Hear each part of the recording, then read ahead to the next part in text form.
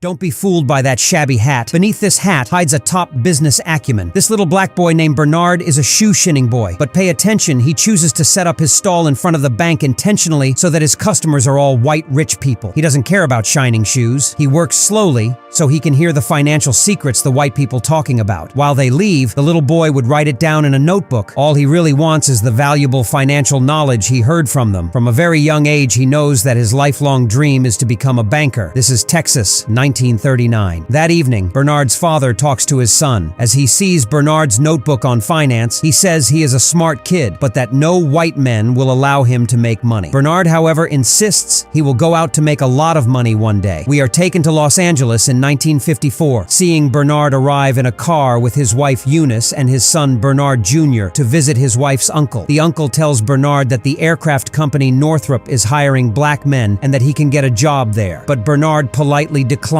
saying he will try his hand at real estate. His idea is to own property and rent out. The uncle starts laughing, saying he won't make it. Until they can afford their own house, the three rent a shed in Eunice's uncle's backyard, and Bernard is seen promising his wife he will get them a real home as soon as possible. The next day, while giving his cousin Tony a ride to his work, Tony apologizes for his father being rude to him the other night. A white boy called Matt, who's Tony's friend, is fascinated over Bernard owning a car, thinking he is rich, and asks Tony when Bernard is gone what he does, to which Tony answers that Bernard owns buildings. Next, Bernard is seen inspecting different properties and calling the owners to hear asking prices. A few days later, Bernard shows his wife a property in a white neighborhood that they can afford, but will have nothing left over to fix it up with. His wife has an idea and takes him to a potential co-investor called Joe, who she worked for before they were married. Bernard thinks Joe acts all too relaxed, non-serious, and like a playboy, and leaves without sharing his business idea, telling his wife he is not partnering with Joe. His wife is not happy since she thinks he got the wrong idea about Joe and wants Bernard to go in and talk again. As they sit down in the car outside, they see the governor arrive and who apparently is Joe's friend, but Bernard still doesn't like to partner with him. Bernard later meets with the owner of the property he can afford, whose name is Patrick, and asks Patrick to loan him $10,000 for renovations if he buys the building. Patrick responded that he doesn't make deals that way and explains why, using some calculations and numbers. However, his numbers are slightly off, and Bernard quickly corrects him, which impresses Patrick since few have such know-how, but still refuse to give him a loan. While talking, Bernard notices a gift on a shelf behind Patrick that Patrick has received from his banker, a man called Mr. Reed working at Mid-City Bank. Later, he drives to Mid-City Bank to talk with the banker. However, Mr. Reed isn't available to meet with him, and so Bernard waits outside the bank. As Mr. Reed leaves work, Bernard introduces himself, explaining he has a business idea that both he and Patrick would benefit from. Next, Bernard is back home on the shed, telling his wife, downhearted, that he failed to convince Mr. Reed. Suddenly, Bernard received a phone call, and it is Patrick on the other end, sounding serious and having heard Bernard went to his banker. He asks Bernard if he thinks what he did follows normal business customs, and Bernard answers somewhat hesitantly that he doesn't think it does. Suddenly, Patrick changes his tone on his voice, sounding happy, and says he will do the deal since he likes people who don't follow normal business customs like himself. When Bernard and his wife are at a nightclub a day later to celebrate, Bernard is suddenly approached by Joe and the two talk a bit. Next day, Bernard and Tony are seen having started to renovate the property Bernard bought. A woman who lives there sees them and tells them they can't be there, but Bernard responded he owns the building and is allowed to do renovation work until 6 p.m. Upset, she comments that he is sassy and that it is a white building, after which he enters her apartment. Next, Matt is seen arriving to help Tony and him to renovate, and Bernard asks if he is okay working for him, to which Matt answered he has worked for other men all his life. Bernard clarifies his question, asking if he is okay working for a black man, and Matt replies that the only color he is concerned about is that his money is green. They start renovating, but soon after, two officers arrive that tell Bernard a lady in the building called, saying he was impersonating the owner. Matt tried to defend Bernard, but the police hush him down. Bernard picks up papers proving his ownership, and the two policemen leave, saying he should be more respectful to his tenants. As the old woman learns Bernard and his family are moving in as tenants too, she immediately moves out since she can't stand the presence of black people. Over the course of a few days, other somewhat wealthier black families move in, and in no time, the property is fully leased. Patrick sees Bernard's success and talent for real estate and proposes a 50-50 partnership to buy up more rental properties. Bernard figured out that this allows him to expand quicker since Patrick can pose as the front of the company, and so he happily accepts. The two work on and buy up finer and finer properties, getting help from Matt, Tony and Bernard's wife with renovations and furniture. One day, Bernard brings his wife to a big mansion, asking her what type of furniture it needs, but quickly surprises her by saying it's their new home, and she gets overjoyed. A few months later, Patrick is found dead in his bed one morning. In a negotiation sometime later, Patrick's wife offers Bernard 25% of all buildings he and Patrick acquired together. Bernard thinks it is outrageous, but since his name doesn't appear on any papers, his only two options are either to take the 25% or get nothing. Bernard goes to talk with Mr. Reed to see if there is any chance he can help him, but Mr. Reed won't meet with him at all. Suddenly, Bernard gets an idea. Seeing all the financial institutions renting space in the big banker's building he is in, he goes to talk to Joe, who he now has learned owns 18 rental properties of his own, and proposes they start a joint venture together. If they partner up, they could potentially buy the banker's building. That way, the 12 banks that rent space in it will have to think twice before refusing their loans in the future. When they are not refused loans, they will be able to start buying up more properties in white-only neighborhoods and expand quicker. Joe laughs and thinks he is very audacious, but asks how anyone will want to sell their properties to them, since they are black. Next, they have invited Matt, asking him to be the front of their business venture. Matt says he knows nothing of that business, and I doubtful, even though the two offer to teach him everything they can. In a diner later that day, a waitress called Susie is seen mustering up the courage to go up to Matt sitting at a table, who she's interested in. She tells him she's a few years younger, but that everyone knew him from Hollywood High. She asks what he's pondering about, and he tells her it's about a new job. Matt explains the job is kind of a partnership in real estate investing, and she gets impressed. Matt's attitude immediately changes and goes back to meet with Bernard and Joe again, saying he will happily take the job. Joe tells him to be at the golf course at 6 a.m. next morning. To make a good impression on the bank property owner, Matt needs to learn golf, and so Joe teaches him. Simultaneously, Bernard gets to meet Joe's old trusted banker called Donald, who is willing to lend them a maximum of $2 million to purchase the bank property. Bernard tells Donald not to worry, since he plans to get it for less than that. Next, Bernard is seen teaching Matt real estate calculations. Over the course of several weeks, Matt is seen struggling, going from knowing nothing to something, and slowly improving on golf and math. Soon, Matt gets a hang of it and learns dinning etiquette and gets a proper suit. One day, Matt performs calculations in his head while golfing like a professional, and they decide he is ready. They go over the banker's building deal together, and Bernard says they have arranged so that Matt will bump into the banker's building's owner, Charles Renault, at an exclusive golf club. As planned, Matt meets Charles a few days later, and he manages to impress Charles with his golf skills. The two schedule a meeting to negotiate a price for the banker's building to potentially make a deal. A week later, Matt is on his way to the meeting and goes through his math training in his head. The meeting goes smooth, and Matt impresses Charles once again with his sharp knowledge of the real estate market and his quick calculations in his head, and they eventually agree on Matt getting the building for $1.5 million.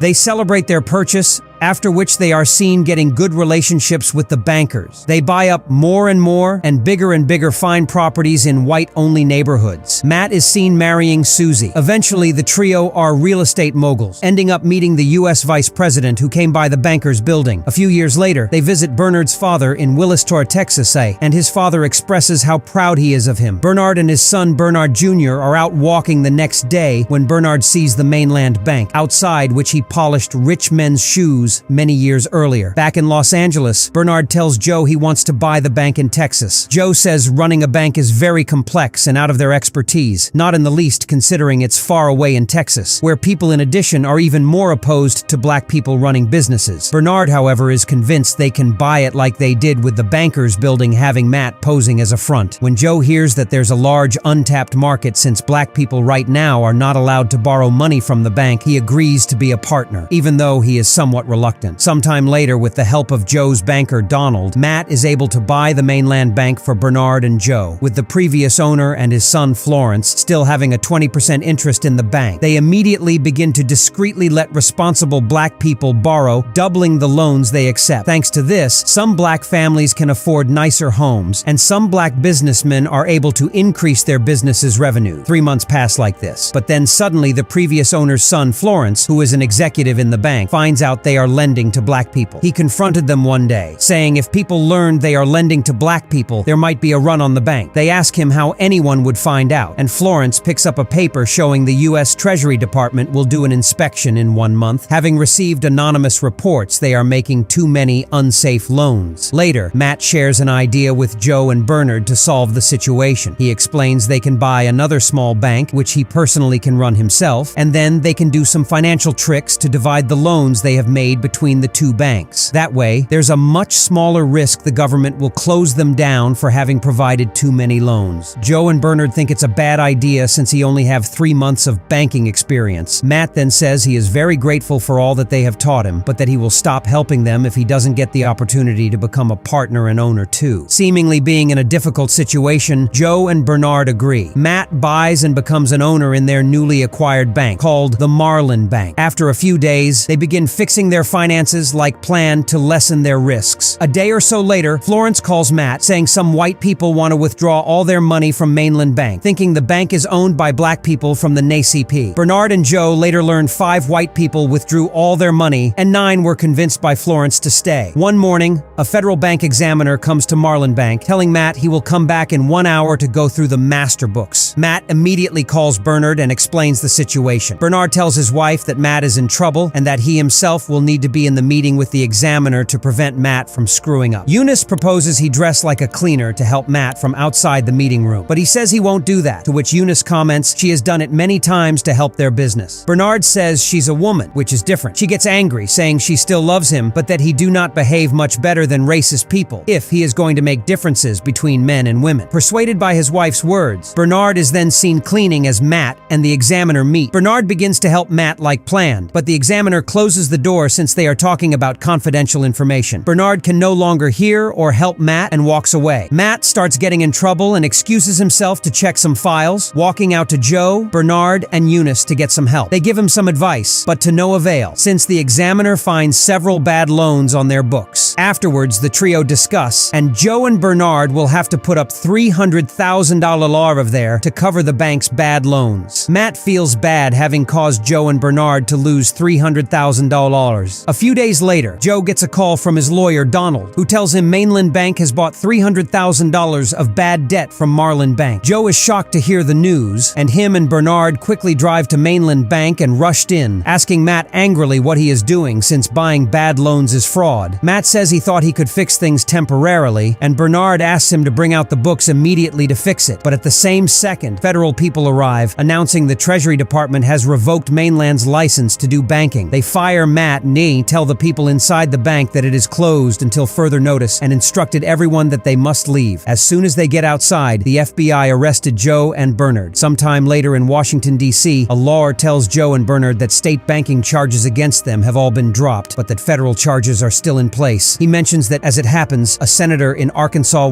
holding hearings about something called lax rules in banking, which concerns Joe's and Bernard's charges. If they make points on that, they could make this political, which would force the federal charges to also be dropped. Simultaneously, somewhere else, Matt is in trouble for having handled the situation with the bank in a fraudulent way, and is told he can either accept going to prison or explain in court that it was all Joe and Bernard's fault and he would go free. Later at home, Matt thinks it over and makes a phone call to someone. Some day later, Matt testifies in court that Joe and Bernard employed him, manipulated him, and instructed him how to handle the loans and money transfers. After the testimony, Bernard is given 2 choices. Either he takes the immunity deal and confirms what Matt said, that he took advantage of lax rules to enrich himself, which would allow Congress to fix those rules, and he would walk a free man, or he can refuse and say whatever he wants, and his statement will be compared to the testimonies of a lot of white people, and if the court decides he's lying, he will go to prison. Afterwards, Bernard is taking a stroll outside with Eunice, and she remarks how beautiful the buildings are. Bernard says it probably was too early for 2 black people to own a bank in Texas, but his wife tells him it might have just been the right time, since it shines a bright light at these issues. Bernard says that if he mentions the problem that many black people are still excluded from the American dream in his testimony, he might lose his immunity deal. He asks Eunice what he should do, and she tells him that whatever he decides to do, she will stand beside him and support him. Just before Bernard will enter to testify, he talks with Joe, and the two think back at the years they have been in business together, leading up to this moment. They share some friendly jokes and comments, after which Bernard enters the courtroom. In the testimony, Bernard states that the nation's founding documents declare that all men are created equal, which is a noble goal that hasn't been achieved yet. While being constantly warned he will lose his immunity, Bernard stands up and continues saying that if a man can't get a loan, he can't start a business and build wealth or buy a home, and is as such excluded from the American dream. Finally, he asks a question: how can so many black people just be excluded from the American dream? Joe and Bernard were sentenced 3 years in prison, and the federal government seized all of their assets, including all their 177 owned buildings and their personal fortunes. In the final scenes, Bernard is seen getting out of prison, being met by Joe and his wife. He tells Eunice they should go home, and she gets confused, saying they don't have any. Bernard then reveals a secret. The day before Matt testified, Matt called him up and told him he was facing 50 years in prison if he did not blame Joe and himself for everything. He told Matt to do what he had to do, but since the government hadn't taken their fortunes yet, he asked Matt for a favor to buy 2 houses for him and Joe in the Bahamas. Hearing these news, Eunice gets overjoyed. 3 years after their testimonies, the Congress passed the Fair Housing Act of 1968, finally ending these long-lasting racial issues to buy and rent property.